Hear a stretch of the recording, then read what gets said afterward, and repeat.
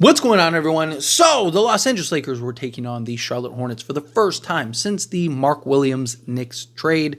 And Mark Williams even spoke before the game and stuff about how, he was surprised. He was genuinely, he didn't expect to fail the physical. That was kind of the last thing that he thought, last thing on his mind. But this was looked at as here it is, the Mark Williams revenge game. And he's going to come out, he's going to ball out and show the Lakers what they were missing. Definitely was a revenge game. Lakers lost. Yeah, it was a terrible game. Absolutely awful. This was just not what you wanted to see from the Lakers coming off of this break, especially after the Jazz loss. Look, Jazz loss, I justified, talked about, right? They were already thinking about tomorrow rather than focusing on today. I can look past that. I can get off it. Now, I don't think the sky is falling. That's it. Chicken Little, season's over, we're cooked type thing. I'm not worried about Luka. I've seen so much Luka slander. It's wild to me. Again, Luka is the last thing we're worried about is his offense. The last thing you should be worried about is his offense. He still got to his spots. He still was able to get his shot off, right? If he was struggling to create dribble penetration or struggling to create separation and get his shots off and stuff, then sure, maybe it'd be a completely different conversation. But that wasn't the problem at all, right? He was more than comfortable out there. He just couldn't find the bottom of the net. I'm not worried about him finding the bottom of the net. He did everything else you could want to do. He was active on the defensive side until he got 5 fouls and got into foul trouble. He was, rebounded the ball excellent, making plays, right, creating for himself, creating for others, and he came up huge at the end of the game. It's just the Lakers just didn't hold up their end on the defensive side of things to get the stop. So, again, it was a bad game all around. Austin Reeves got ejected. It was rough. So it was a revenge game in the sense of Hornets won, Mark Williams won. You saw his reaction. He was super but how did he do himself? It was good, not great. Right? He gave you what you wanted. He nearly gave you a double-double. If you just kind of watch his stats, he gave you 29 minutes, 10 points, 9 rebounds, 2 assists, 3 of 7 from the floor, 4 of 4 from the foul line, and then was a -5 overall. No blocks, no steals, nothing like that. But if you actually watch the game, again, he was solid, right? Lakers did a good job of kind of keeping him off the glass and stuff like that for the most part. And then there was a couple times where, especially on the run, which there is zero reason why the Hornets should be going on a 23-1 run. There is zero reason any team should be going on a 23-1 run. But talking about one of the worst offensive teams in the league, one of the worst shooting teams in the league, to give up a 23-1 run is just it's frustrating. But Mark Williams, sticking to the guy here that we're talking to, sticking to the script, is Mark Williams, I thought, was fine, right? He is a guy that go get you a double-double on a nightly basis. Defensively, there are questions, right? But it was also more about what Luka and LeBron would do to elevate him. And he's a guy that I could still see the Lakers maybe go explore, looking to pick up and add in the offseason. I still don't think it's entirely dead. Now, it also depends on, Mark Williams and how does he feel about it, right? Does he look at it as, Lakers are dead to me, so to speak, right? They didn't want me, they failed me, right? Or is it something where he's I still get to go to the Lakers, still get to play with Luka and LeBron, right? If I can go there, I'll still go there, right? Just depends on which side or how does he perceive, how does he look at it? Right? Does he look at it as hey, it's not against the players, it's the organization, right? I'll just go there, ball out. Luka's going to make me look ridiculous and I'm going to get an absolute bag, right? There's still, if I was his agent, I'd be, if he had the chance to still go to Lakers, I'd be dude, come on. This is a great opportunity here, right? Put your ego aside for a moment, right? Luka's going to make you rich, a very rich guy. He's already rich, but very more rich, right? But to us, it was more of a fit, a need, a young guy that is still Mark Williams. And I even talked about this in my breakdown videos and stuff like that. He's a player that you were going to still need to grow, develop, right? He's a guy that go get you 16 and 10 on a nightly basis, but he also still is not without his faults, right? And again, the defense side of things is still, or was and still is, a concern, right? Like there were times where he was out of position, just getting beat, just trying to block the shots and didn't, or fouling, right? Like one of the first sequences of the game, he just like clobbered Rui and then was like, what? Like, it was like, dude, we all saw you just like, you got his whole arm. How do you not notice that? How do you not feel that? Yeah, you might have got the ball, but then you slid down and just smacked his arm. But it's just, again, it's things that he can learn and adjust.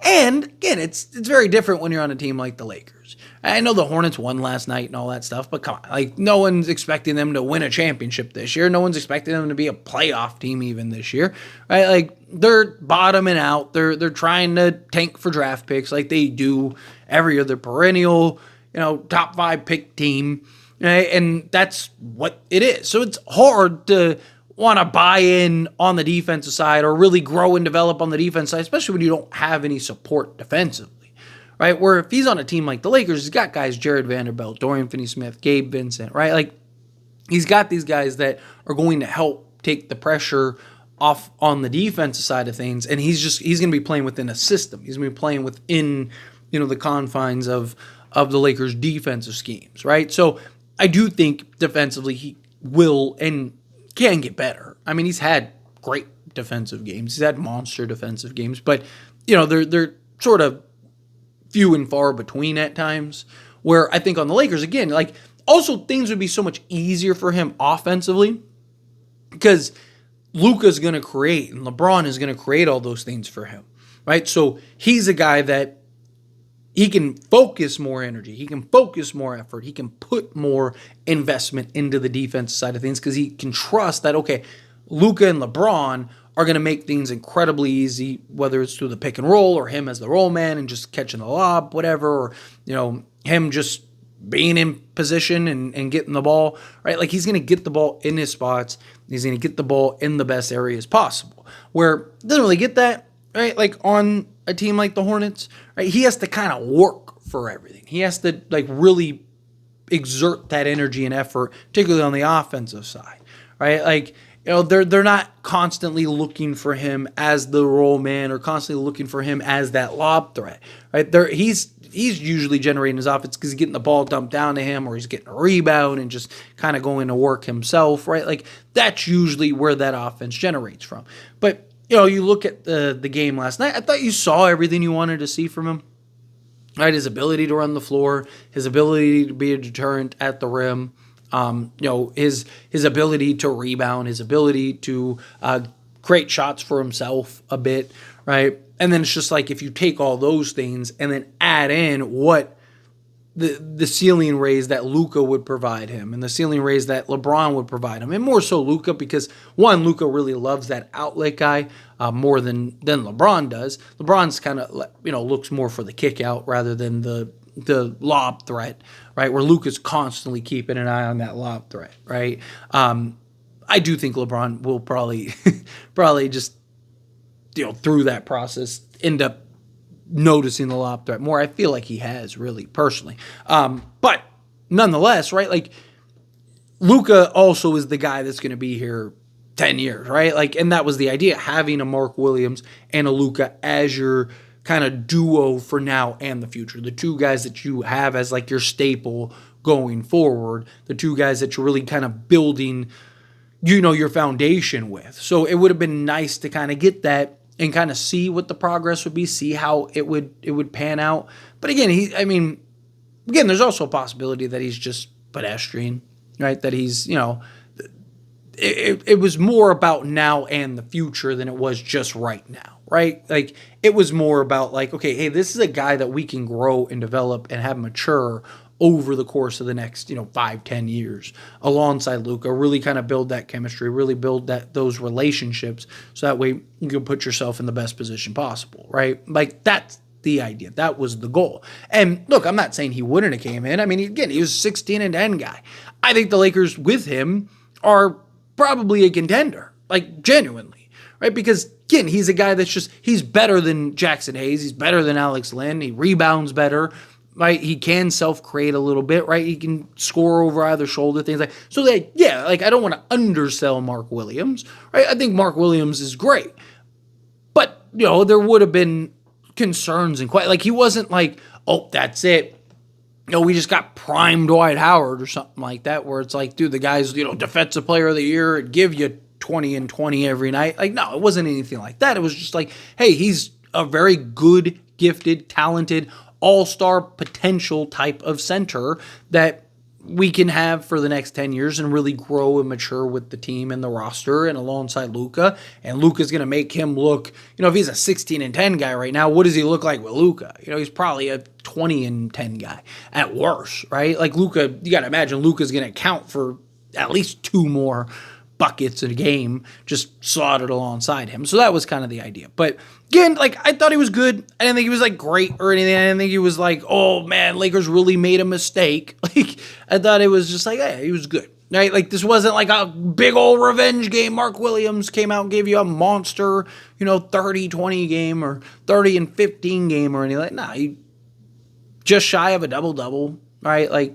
He was good, not great, right? But anyway, as always, this is a discussion. Pass question you. Let me know your thoughts and opinions down in the comments below. What do you think? How you feel with your thoughts? Do you agree with me? Disagree with me? Kind of mixed in the middle? However you feel, whatever your thoughts are. I'd love to hear it either way, so let me know down in the comments below.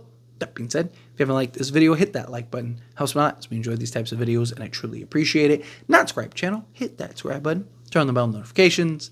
Appreciate y'all. See you in the next one. Thank you.